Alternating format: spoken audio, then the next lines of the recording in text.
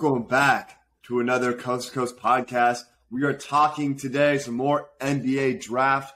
It seems like you guys loved the last episode where we did a top 3 breakdown. Scoot, Victor Wembanyama, and Brandon Miller. Today, we're talking about maybe the most interesting prospects, Griffin, I think maybe we've seen since we started watching the NBA. I don't know if we've ever seen anyone this kind of physically talented and coming from just a very unorthodox kind of style of basketball. And without further ado, this is the Thompson Twins preview from OTE, Overtime Elites League. Let's just jump straight into this. Griffin, what are your first thoughts when you think of these Thompson Twins? I mean, obviously it's their athleticism to me, but also just the unknown factor with them as well, just because of, how good is the competition that they're actually playing, like OTE, an unknown league. I think this is their second year ever existing. And just to have them, these high profile guys who are pretty much guaranteed at this point to be lottery picks, come from such an unorthodox place, I think is kind of the most interesting aspect of them to me. But again, on the court, definitely their athleticism.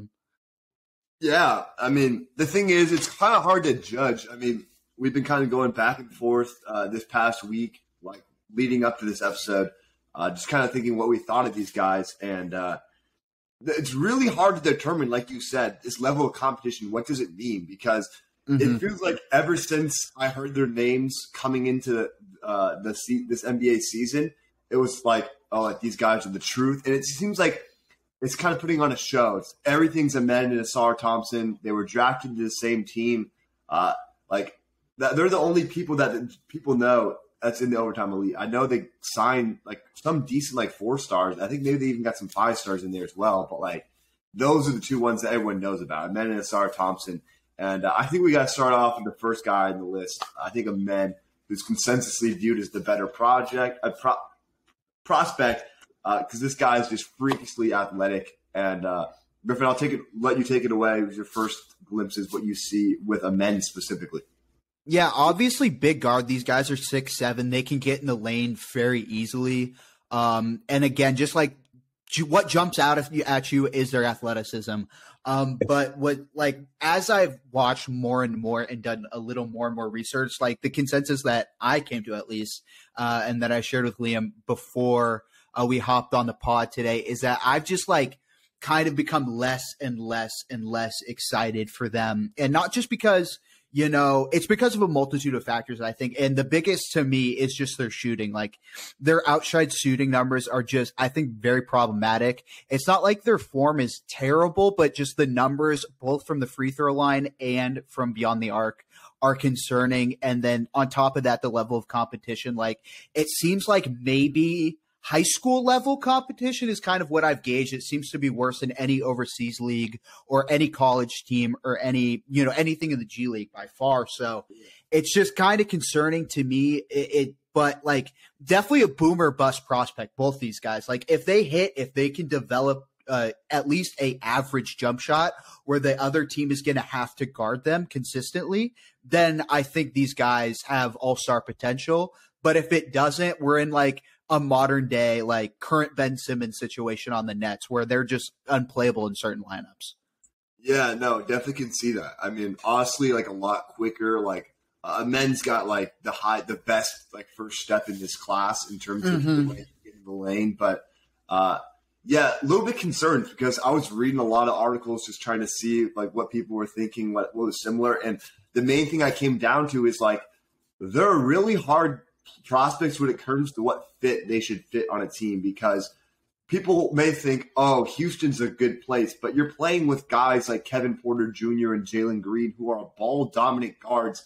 You can't play Amen Thompson as a non-ball handler. He needs to be the guy with the ball in his hands. He doesn't excel off ball. If you watch any of his highlights, the only time he's excelling off ball is when he's running in transition. I mean, what are your thoughts with that? Because what team can you even really go to that would fit? I thought the only one of those that could maybe work with someone who already has a team that already has an established guard would maybe be Charlotte, just because I've seen some things with LaMelo where he could go off the ball a little more than the other two that you've mentioned. But other than that, I think these two would have to go to a team where there isn't a point guard already enshrined, and just have like a bunch of shooters around them, like kind of what an ideal Westbrook situation would look like, or like what an ideal Ben Simmons situation would look like. You know what I'm saying? Mm-hmm, exactly. I mean, I think it would be interesting to see because they have some good guard play, but I think Orlando would be a good fit. Besides, you would have to have Franz Wagner change the way he plays a little bit, but to be able to have that much size and positional versatility in their lineup would just be insane. I mean, you assume that Jalen Suggs is going to continue to grow on the defensive end and offensively as he struggles there. But you'd have like 6'7" men, 6'5" Jalen Suggs, like 6'10" Franz, 6'10" Paolo, and then Wendell Carter Jr. out there. Like that would be a freakishly good defensive lineup. But I think that's a team that could use some playmaking. I think you don't want to have Franz be that number one ball handler all the time. But I mean, what's your thought with that, or is there another team that maybe comes to mind? I definitely like Orlando for them because, like, again, I think the length of Amen and Ausar are like one of the best aspects of their overall player. And yeah, Toronto, or you mentioned Toronto on the dock. I think that would be another great landing spot for either of these guys, just because of the switchability in the modern day NBA. That's so key on defense. And both these guys can do it. Even though the competition that they're facing is not great, I think the ability they've shown the want to defend at a high level, and these guys can get out and transition and run. I agree with you also on Orlando. Like, definitely, they got shooters around them with Paulo and Franz. I think that would be it's certainly an ideal spot for them. Yeah, and then I mean, we kind of went away. We did our first three prospects were kind of our 1 through 3, and then in terms of ranking, I mean, like what's a men's ceiling in this class for you, and like what's his floor? Because I think in terms of being drafted, his draft ceiling. Yeah. I think 4 is probably the highest. Maybe even 3 if someone really, really falls in love with him. And 4, I think like after watching them, like I can maybe see like around like 9. Like I still think they're both lottery guys, but I would like move them down. Like Ausar, I think his peak is probably like 5 and his floor is like 14. Yeah.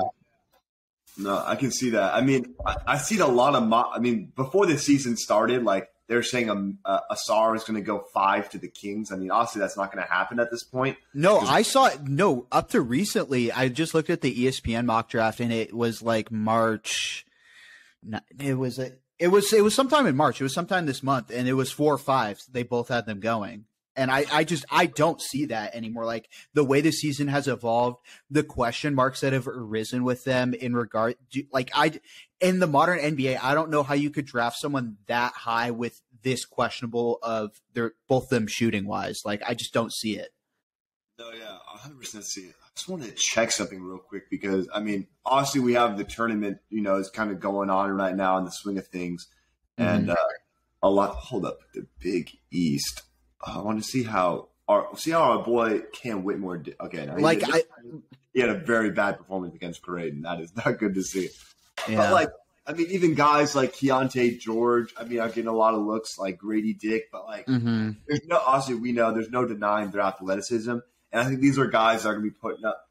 I mean, I don't know how tuned in you are with the NFL, but they're like Anthony Richardsons to me, like guys that just the game tape isn't crazy to you, but they're going to test out crazy at the combine. Like they're going to have totally extremely high verts and everything like that. They're freakish athletes by far. It's just maybe the more skilled aspects of the game that kind of concern me. Like I don't doubt their playmaking at all. It's really just their shooting that is like the biggest concern to me. Like I love their defense. I love their intangibles, but just their shooting numbers have not been great. And it seems like when I was doing my deep dive on them, they've changed their shooting form throughout the season, and still the numbers haven't gone extremely up in any crazy regard. Like, it seems like they just had the OTE like playoffs or whatever, and it seems like the numbers were better there, but that's just such a small sample size. And again, like, how much stock can we put into the OTE numbers? You know what I'm saying? Exactly. That's what it really breaks down to. I mean, we did see, moving over a little bit to Ausar, like he had a really hot streak in these OTE finals. I mean, I believe he won the finals MVP. Yeah, like, he did. Looking at like his best games from that stretch, like he shot 5 of 10 from 3 and then 4 of 9 from 3 in 2 of the games there, which is great to see. But at the end of the day, it's not consistent. You know, at least with him, like he's showing a lot better signs than a men. But like at the end of the day, like what like I've been hearing from guys, you know, like Kevin O'Connor is like, if he doesn't have like people that don't have great touch at the free throw line typically don't pan out to be very good shooters. You know? Like rare cases like Lonzo Ball has been able to have like a weird transition, like wasn't really great from the free throw line in college. And then kind of, you know, he's now one of the best shooters, but I mean. But it seemed like with Lonzo, especially like when he went to the Pelicans, like the Pelicans shooting coach actually like helped them an extreme amount. Like maybe these guys, if they went to the Pelicans, they could get the same shooting coach and like start to figure out their jumper a little bit. But like, yeah, I agree. As of now, like these guys are just like a huge liability from beyond the arc and at the free throw line. And especially with the way they drive into the paint, they're going to be getting fouls and stuff if they can't execute at the line. Like these are just big missed opportunities. So yeah. And I know it's honestly like early on, like, you know, we don't know where these guys could really end up, but like, what are you expecting like from a man and Ausar in their rookie seasons? Like, again, like there are 2 versions of this. One where like works out, right? And then one where it like really doesn't, and their liabilities on the court. Like, I don't like, it's definitely going to like depend on fit. I think a lot more with these guys than it would be with the top 3, like with Brandon Miller or Scoot or Wemby, right? Like, I feel like those guys, no matter what, they can thrive in any scenario. I think these guys need to be cultivated and like maybe have more systems built around them than the other guys would, just because of the holes in their game. So it's really just hard to say right now. Like maybe, I don't know, like maybe I would say like 12 and 12, 5 and 5, maybe. I don't know, like on the good end. That's just where my mind goes to. But yeah, I think my ideal situation is they don't start much at all their rookie season. Like let's just like make it simple. Say they play 82 games. Like don't start more than 20, and just, you know, really let them develop against second units. I think that could be extremely. Yeah, no, I could definitely see these guys spending a lot of time in the G League next year. Because I think they need it. But it's like not a bad thing, because I think if they get that shooting down, like these guys have the sky's the limit for as far as how far they can go, just because of how freakish they are as athletes and how much versatility they can provide. What do you think they could like really turn out to? Like, are you seeing like kind of Ben Simmons-esque, like skinny Ben Simmons? Like, is that really what you see? Yeah, I think you know me. I love big guards, but I love big guards that can shoot. And like, I think like we could maybe see some like even like high end like Shea almost like this year, where like big guard who's not great beyond the arc, but like can still like, you need to guard him when he's out there, right? And like can do what he does in the paint. Like I think like a Shea maybe high end, like if they hit their potential, like I think that's kind of what you could see. Mm-hmm. I think at the end of the day, you can't expect these guys to be shooting in volume. Like, no, like even like throughout their career, I think like they really shouldn't be shooting more than 3 a game. And I mean that, like, you don't really, if you have other skills that you can use, like you don't need to be shooting more than three-point attempts a game if you can. Totally. I mean, honestly, like people looked at Ben Simmons, but like it's a confidence thing with Ben. You know, like he doesn't attack the rim. Like he's just like a whole different person. Like he needs to see a sports psychologist. I mean, he probably is, but like spend a lot of time like with a psychologist, because it seems like it's a lot of things been messing up with his game. Yeah. No, with like the Thompson twins, like totally, like it's not a psychology thing with them. Like they are willing and able to take those shots, but it's just to see them go in. Yeah, like, yeah, I agree. Like I'm definitely like more like confident with a SARS jump shot, like at least early on. I mean, I think if we see like even like a 32, like 33% off like 3 attempts a game, like I think that's fine. Like, I think people would be content with that. But I feel like, a men's going to be more of the highlights guy that's like, like he's shooting 21% from three, kind of like a Jaw second season thing where people are like, this guy didn't even know how to like be a lead guard. Like, this dude can't shoot like for shit, Yeah, it's just interesting that men is the general consensus is like number one guy out of these two, because like I've seen the most shooting improvement from Ausar, and like I don't know, it's interesting to me. Like I don't know, just with how important shooting is. And alongside like the point you were making about Ben Simmons earlier, I think like if these guys can develop a jump shot to where you just can't leave them open, like, or like you have to guard them constantly. Like maybe they're shooting league average, but like that would be ideal. You know what I'm saying? Yeah. I think like going back to it is like the last thing you want is them to be useless as an off ball player. Mm-hmm. Like obviously like they're big enough to where you can use them in a screen and roll situation. But like, if you got a guy like LaMelo and he's just, like in an ISO, like running a pick and roll with Mark Williams, like what is, a Men or Ausar doing for you in that situation? Yeah, totally. Because the last thing you want is a Matisse Thybulle situation where he's so bad offensively, like even that elite level defense can't like give him the ability to be a starting caliber player, Yeah, they need to find their niche, like definitely. Like, I don't know, like worst case scenario, these guys are just so unplayable in the half court on offense, like you can't even play them. Like I could see that happening. But I could also see them like developing like an average jump shot and really contributing. So it's really, these guys I think are the biggest boomer bust guys in the draft. Yeah, I mean, then when it comes down to it, like you can argue that they're like in terms of top 5 potential, it's probably them two, and then those are top 3 in that list. Like, yeah, that's what it comes down to. But in terms of, these are guys that I don't know if you necessarily, if you're looking for a best like player available situation, I think that these are guys you look at. But if you're really trying to fill a need, because like sure, best player available, like people say that's the way to go, but sometimes like you don't want to draft that when like these guys like aren't going to fit your system and you're going to waste a pick on them.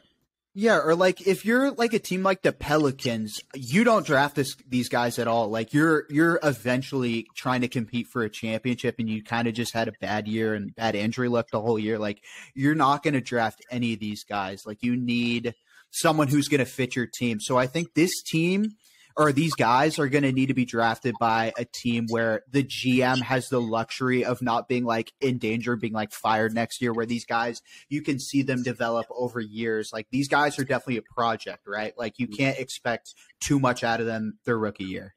Yeah, that's why I think Utah would be a perfect situation probably for Ausar. He's going to fall down like that because you have a core with you have an elite perimeter defender, and you'd have an elite post defender with Walker Kessler. I think that'd be a great, and then you have Markkanen, who sure he can do a little bit of handling of the ball, but he's going to excel when he's a guy that's getting drived and dished to for 3. Totally. I think that's where they should both want to go. And last thing we need is them on the same team if something happens. That'd be terrible. If Orlando like ends up getting the Chicago pick as well, it's not like doesn't land in the top 4. Like we do not need to see them on the same team. No. Nothing wrong with them, but like I need to be able to see them separate. Yeah, it'll confuse the media, and also like that would not be good for the development of their game because like you have one off ball, like that would just like exacerbate like the issues that we've been talking about with them on the same team. Like I don't think them being on the same team has helped their development. You know what I'm saying? Like on OTE, like I think it would be better if they were on different teams. But I mean, at the end of the day, like who knows? We'll see. We're rooting for these guys. It's just I think they have a lot of like a big obvious hole that needs to be rectified if they want to be consistent and possibly reach their potential and be all-stars. Yeah, I'd say they're probably the most like fit, desired players out there. If it doesn't work for them, like it's going to be a rocky road. You don't want a Wiseman situation where gets traded because he just couldn't work with them. Lastly, I just want to touch on like who's better at what. Just trying to clarify. Like this is what I gathered. I mean, Amen's clearly the better athlete. Like if you watch any of his tape, this guy's insane in the transition game. These are where both these guys are going to excel. By the way, because I'm not really too confident in their half court game. especially against real NBA defense. Handle, Amen's got to be there. Ausar with the shooting. Ausar on defense as well tends to be a little bit better at getting stops. And playmaking, give the edge to Amen, and then potential. It's just got to be to Amen for the fact that he's an athlete, but at the same time, like, they both have high potential in each of their ways. Because Ausar has that edge shooting wise. Because if he can have the better shooting, that might make him more valuable. So, totally. There's a reason why Amen's higher ranked is because of just how freak of an athlete he is. And like some of the guys that I threw out there, like Hamidou Diallo, Shaden Sharp, Terrence Mann, Rondae Hollis-Jefferson, OG Anunoby, all kind of like big wings that are athletic is kind of what came up with it. And of course, I'm rocking the Michael Carter-Williams jersey because we love ourselves some big guards out here. So can't go wrong. Quadruple double being dropped in the first game? Hey, who knows? Against LeBron, it would just be a critical moment. But anything else you want to mention on these Twins before we call it? No, I think we pretty much covered it. Like, definitely, if you're listening to this, the one consensus thing to take away from this, and I think that both of us kind of share this opinion, is that these are definitely the boomer bust guys in the draft. Like, if these guys hit, they'll really hit, but if they don't, I could see them being out of the league in a couple of years. Yeah, 100%. So we'll be back with you guys in about a week's time. We're going to gather some opinions from March Madness. Probably around towards the Sweet 16, we'll start seeing some more content coming out. But appreciate you guys. As always, this Coast Coast Podcast. Signing out. Peace.